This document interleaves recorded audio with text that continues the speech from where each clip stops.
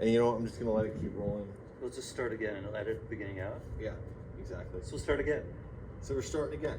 We're starting again. And that shit, man, that's the name of the practice. Begin again. Begin again from the beginning. Yeah. So it's and that's it. So you're just gonna step to the top of the mat. So I had this whole. He's Adam, by the way. Oh, and this is Adam. I mean, this is Dr. Stephen. He forgets. We'll leave it there, right?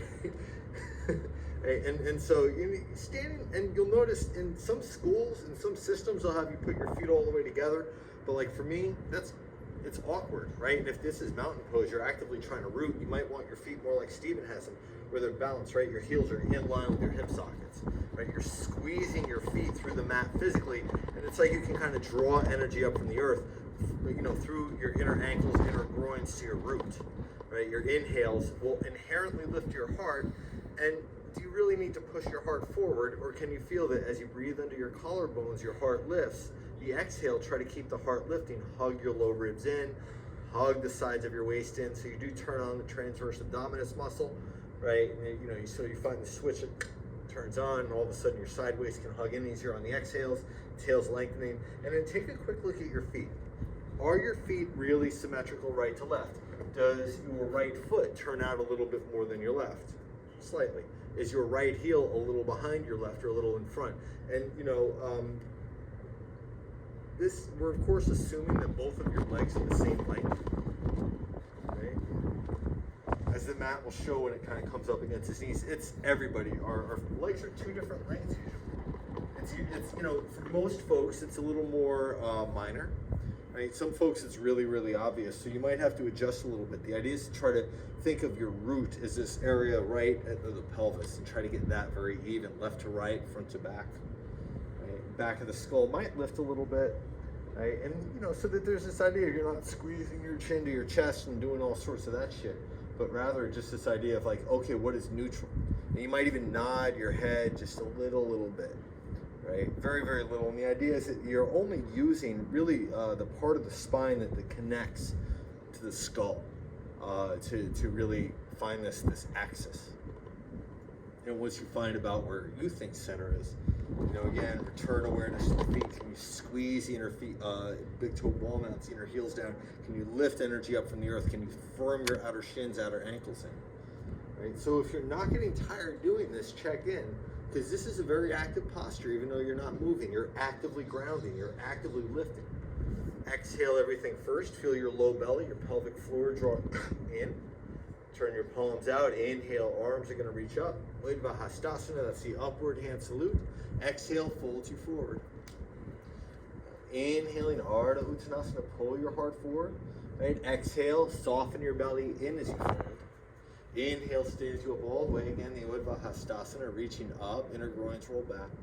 Exhale, hands go to the heart center. Inhale, arms all the way up. Exhale, fold. Inhaling the Ardha Uttanasana. Right, exhale, step back with your right foot. Right, lower your right knee, toes tucked or untucked, arms up. A couple of breaths. Right, and again, try to find that sense of actively squeezing into the earth and actively kind of drawing the sides of your waist in as you exhale, feeling your low belly hug in, lifting the fronts of your hips up. Now, when I'm good about doing this, I feel it really in the quad as well as the hip flexor.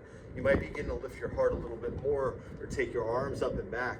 Right? And when you go to do this, right, there's a sense of lifting from the uppermost part of the chest and not making it like this kind of like squeeze into your low back, but this idea of like you're thinking of yourself as a high jumper, right, up and over the pole. One more inhale, reach up, maybe palms touch, squeeze them if they touch. Exhale, hands come down. Back toes tuck, back knee lifts. Right? Inhale brings you to plank. Right? Hold here, the inner groins roll to the sky. Low belly draws in, one more inhale. As you exhale, lower about halfway. You can always bring your knees down for this, but bring your shoulders even with your elbows. Leave your shoulders even with your elbows. Place your hips on the mat. Baby Cobra, right? So not lowering all the way down and coming up, but just coming right to Baby Cobra. Right? So lifting your heart when you're ready, yeah. Right? And there's a sense of the elbows hugging in. Press down and forward with your hands to move your shoulder heads back. Exhale, belly to spine, lower down. Toes tuck, knees lift, take an inhale. Exhale, press to plank. Nice, take an inhale and plank. Exhale, down dog, Adho-meringolo. And then straight away, try to keep your hips even. Lift your right leg all the way up, right? So no flinging. You just kind of lift using the hamstring. Exhale, right knee to your chest. Step through. Okay, back knee lowers. Again, toes tucked or untucked. Whatever you did on the first side, do here. Right? A couple of breaths. And again, can you feel that sense of squeezing your foot through the earth? You know, your right foot. Maybe it's the ball of your left foot or the top of your left foot that squeezes down. Again, lift from the back ribs. Right? Inhale, heart lifts, back ribs lift. Exhale, squeeze your feet through the earth. Sideways hug in, low ribs hug in. One more inhale, reach up. Touch your palms, press out through your biceps, same time. Exhale, hands down. Back toes tucked, back knee lifts, step forward. Lift halfway, Ardha Uttanasana. Exhale, fold. Inhale, stand you up all the way, Vrksasana. Exhale, hands go to heart center. Continuing to move with the breath, inhale, arms all the way up. Right. Exhale, fold you forward. Inhaling the Adho Uttanasana. Right. Exhale, step back with your right foot. Or actually, switch feet. Sorry, step back with your left foot. Right. Back knee lowers, toes leave them tucked definitely. Inhale, arms up. Keep breathing as you exhale. Can you hover your left knee an inch off the mat? Right? And then can you squeeze down through that right heel? So there's an active sense of grounding, lifting from the back ribs, lifting your heart. Inhale, reach up, maybe palms touch. Stay here. Exhale, ease your left leg towards straight. Try not to lose the bend in the right knee. One more inhale. Exhale, hands down. Inhale brings you to the plank. Exhale, belly draws into your spine as you lower. Baby cobra, already up dog. Shoulder heads back, upper outer arms wrap back. Exhaling up and back, down dog, and a Mukha. And then nice and easy, left leg lifts as you inhale. Right, exhale, step it through. Right, back knee lowers, toes tucked, inhale, arms up. Right, and then as you exhale, can you hover your right knee once again? Can you keep a deep bend in your left knee? Inherently, there's a little shift. You just simply come back to center. Can you feel the sense of squeezing your feet through the earth actually encourages you to kind of get longer through the spine? There's a rooting and rebounding on your next exhale. Ease your right leg towards straight. And then inhale, reach up. Lift from the back body. Exhale, hands come down. This time, step forward. Inhaling, Adho Uttanasana. Right, exhale, fold. Inhale, stand you up all the way, the Adho. Inner groins roll back, back ribs lift. Exhale, hands go to heart center. Surya Namaskar, Sun Salutation A. Inhale, arms reach up. Exhale, fold you forward. Inhaling, Adho Uttanasana. Exhale, step or jump, Chaturanga. Try to land with bent elbows. Nice, if you're jumping. Cobra, already up dog. Shoulder heads back, and then exhaling up and back, down dog. And a Mukha. And then, shift about halfway forward to plank, right? Can you pull your collarbones apart more, right? So have an yes like this, right? See how much extra space he's gotten, right? Can you keep that? Keep your elbow tips pointed back, ease back in a down dog from here. That's it, right? And you might turn your hands out a little bit to accommodate this. I really like this idea of beginning to access the teres and lats and this kind of thing. Try to get not this craziness squeezing your shoulders into your ears like you're in a constant state of shrug. Apparently the foghorn agrees with me. Right? It's like, I don't know, I never know. My hands are up in doubt and complete loss. Right? You want that sense of a broadness to the collarbones and that sense, again, radiance to the heart, subtle sense of courage. Exhale, bend your knees, look past your hands. Step, maybe jump in front of the mat. Nice. Inhaling, Adho Uttanasana. Exhale, fold. Inhale, stand you up all the way, Vrksasana. Exhale, hands go to heart center. And one more like that. Inhale, arms up. And exhale, fold you forward. And inhaling into the Adho Uttanasana. Exhale, step or jump. That's brilliant. Cobra, already up dog. Okay? And then exhaling back to down dog. And then one thing, it's kind of, it's an interesting, phenomenon. When you kind of jump back, I like that little shift forward and back to adjust. When you jump back, there's a sense of pressing through the inner hands and hugging your elbows in the whole way back, right? You should not really feel it so much in the shoulders as, down by this kind of tip of the shoulder blade, the outer part of the shoulder blade. And on your next inhale, lift your right leg. Right? And exhale, roll your right hip open, stack it on top of your left. Right? And using this to open the right hip flexor, using this to actually open the inner left groin. Right? Can you keep both arms strong? Right? Can you lengthen your tail towards that inner right ankle a little bit more? There it is. Inhale, square it off. Exhale, both feet down, down dog. Right? And then inhale, left leg lifts. Right? Exhale, roll it open. Right? And again, there's a sense, and in theory, I should have him lift his left leg first, and you'll see why momentarily. But it's that right thigh is actually wrapping out and under. Right? You really see, you know, his heel, knee, hip, and on his left side, all in alignment. Right? He's just pressing the hip flexor open. Inhale, square it off. Exhale, down dog. Both feet down. Take an inhale here. Right? Exhale, bend your knees, look past your hands. Step, jump in front of the mat. Nice. Inhaling, Adho Uttanasana. Exhale to fold. All right. Sit low for chair pose. 4,500 breaths.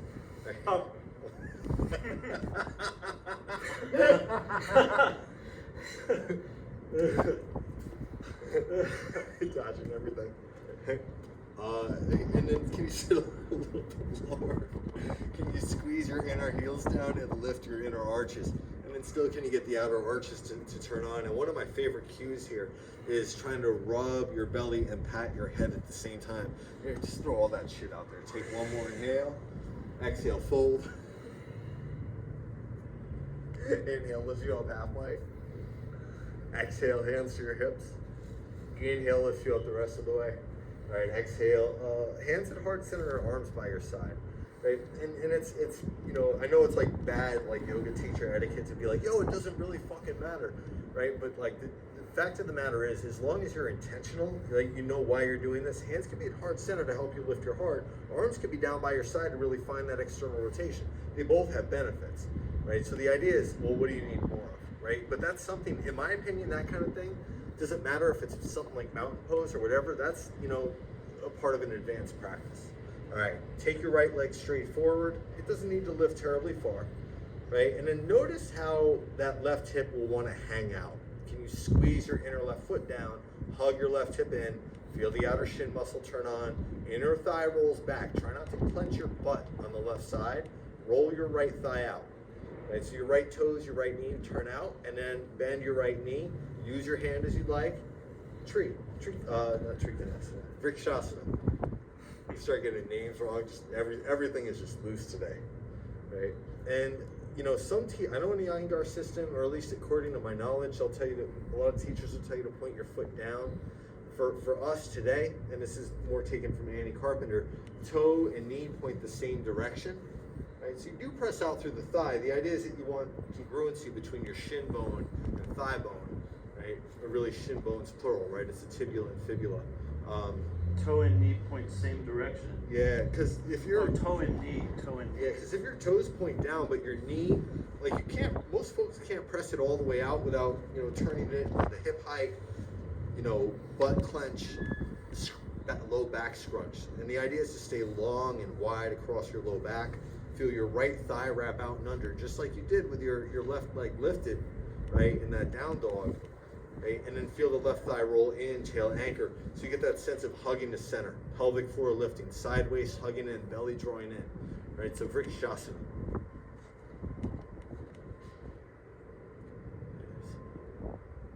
And then, you know, can you kind of squeeze that right hip to your left ankle without moving your right thigh? So you do kind of work the outer right glute. When you're ready, come out and then straight to the second side. Wait, let's get this right. I'm still stuck on this idea of So stop for a moment. Let's review it. I like it. knee and toe point the same direction. Yeah, yeah. So As opposed to like this. or in tree. See, I love this question. As opposed to, like, folks will tell you to try to point your toes straight down. But my toes are pointed straight down. Unless I'm gonna like scrunch the crap out of my low back, I can't get my knee to point straight out. So what happens is I have my toes, my shin basically rotated out more than my knee is. And there's only about 17 degrees of movement there on average for most humans. So it's not lateral pressure on the knee, but the knee is a hinged joint and I does see. this. So more like this. Exactly. Right? And you know, And then you can turn your leg inward to stabilize yourself rather than using your glute. exactly. Okay, There it is. other side. It's the second side. Right? So that's it. Basically, the standing leg, that side of the body, is in mountain pose, and I'm using air quotes because I love air quotes.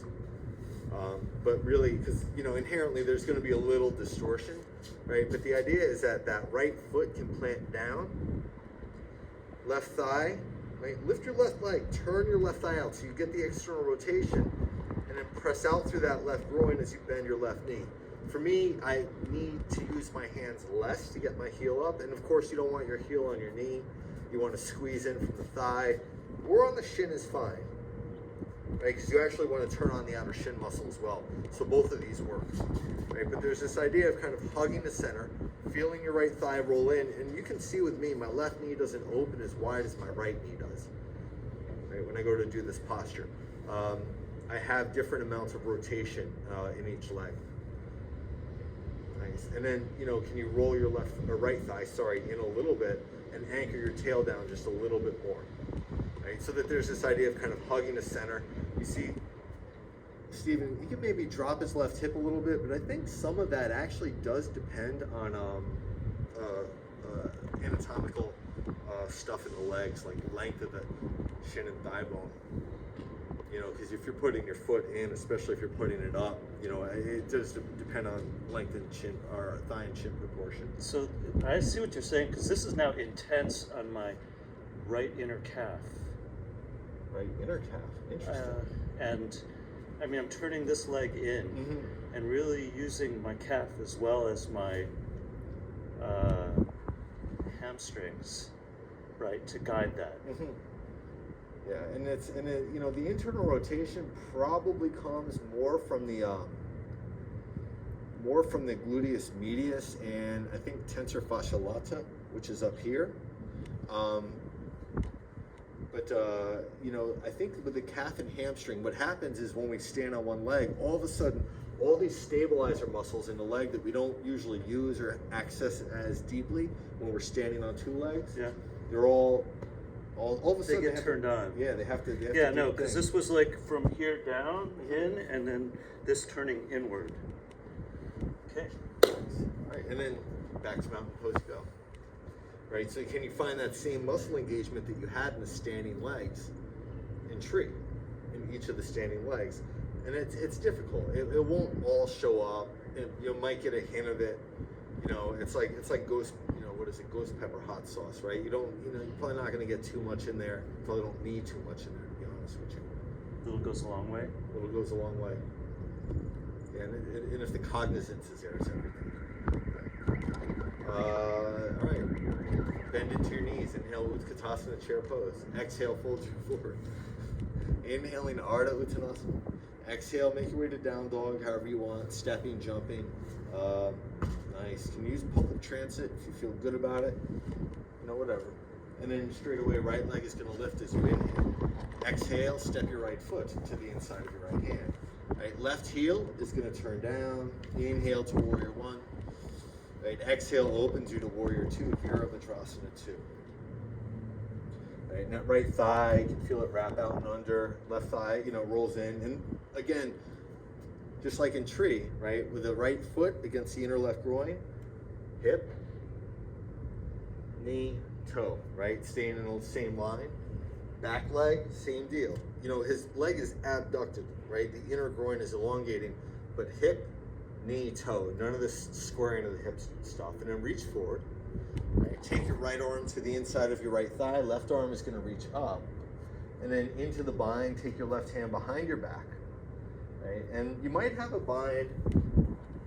You might, if you have a strap handy, you know, use the strap. And, you know, one thing that gangsters and yogasana practitioners have in common is this idea of being strapped, right? Being prepared at any given time. Right? So what I'm going to have you do once you do get the bind, if you get it, or regardless, lean your heart back, just like this. Feel your right thigh wrap out and under. Right? Feel that inner left groin, roll back just a little bit so you can anchor the tail. Take an inhale, exhale, let it go. You can set the strap aside or just drop it, come all the way up, warrior two. Right, just straighten your right leg, turn your right toes in. So facing the left side of the mat, even out your feet, and bring your hands to your hips. As you inhale, lift your heart up, anchor your tail down, exhale, fold you forward.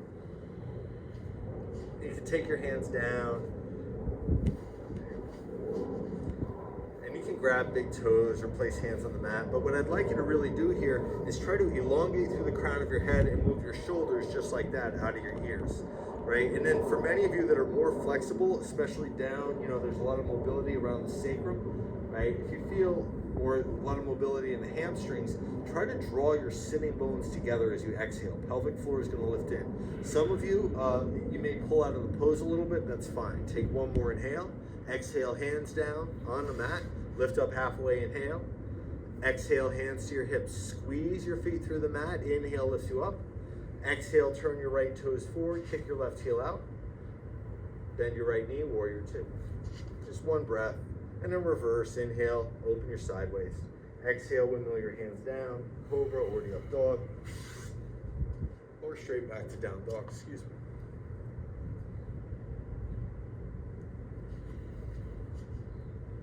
Okay, and then inhale, left leg lifts. Right, exhale, step it through. Right, right heel turns down. Inhale to warrior one. Right, exhale opens you to warrior two, Vrksasana two. Right, and again, there's that sense, if you need to, and Stephen does it, he's great on this, right? But if you all need to at home, double check your back leg, is there that sense of, the toe, the knee, the hip, or are you just trying to do the square, thing? And those of you notice, when you go to square, what happens to the right side of your low back, right? That SI joint, it crunches, not so good. Begin to reach forward, right? And again, left arm to the inside of your left thigh, right arm reaches up. Right palm turns back, and then again, going for the bind. And then those of you that do get the bind without the strap, can you get the bind more to the outside of the thigh than in between your groins, yeah? Or in between your legs. So can you take this other way? Other way. Out here, yeah. Oh, this way. No. This way. Nope. This here, way. That way. Right? So outside of my hip. Yeah. Outside of the hip, a little ways down the thigh. Right? And again, the same thing. In Stephen's case, I'm going to say to press through the inner foot more, right? And so that knee doesn't hang out quite so much, right? And then notice how his left hip just kind of moved back and so instead of kind of the leg bowing out, right? There's again that sense of toe, knee, hip alignment. Doing a great job of opening the heart. Lean back, take an inhale. Exhale, let it go. Press down through your feet, warrior two. Straighten your left leg. Turn all 10 toes to face to the right side of the mat. Again, take the extra moment, try to even out the feet just to make sure that when you fold, congruent, right? Left to right, and then begin to fold as you're ready again. Okay. And you know what? On this one, it's a little unorthodox. Grab your hips, right? Take your elbows really wide, pull them apart, and try to pull your shoulders down your back. Right? So Prasarita Padottanasana B. Right? This one isn't really taught too much in vinyasa practices. It is, however, in the Ashtanga primary series. And I want you to experiment with this. The elbows pull apart, the shoulders pull away from the ears, just like this. And then squeeze your elbows towards the sky. Right? And then notice how the shoulder blades squeeze together, but it's easier to pull the collarbones apart. Can you keep the collarbones this far apart and then take your elbows out wide again without letting your shoulders cave forward? And just take one more inhale here. Exhale, squeeze down your feet, through your feet, begin to lift. Inhale, lift you up all the way. Exhale, left toes turn forward. Kick your right heel out. Warrior two. Bend into your left knee and then reverse your warrior, reach up and back. All right, nice. And then exhale, windmill it down. Cobra, the up dog, or all the way back to down dog.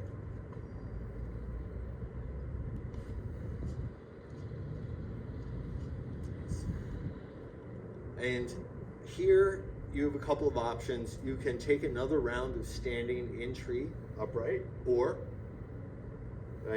use a wall if one's handy.